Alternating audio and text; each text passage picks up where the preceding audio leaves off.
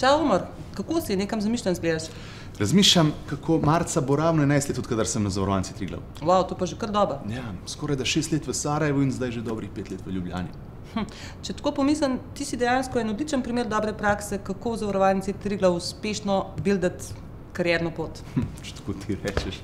Okay, kaj pa, na čem pa trenutno kaj delaš? Zdaj pa ravno se ukvarjam z enim razpisom. Ustvarjamo novo službo na Zavarovalnici Triglav in iščem 5 novih sodelavk ali sodelavcev. Aha, ok. Koga točno pa iščeš? Kakšen profil? Iščemo energične, samozavestne, samostojne, ciljno usmerjene ljudi, ki radi nastopajo.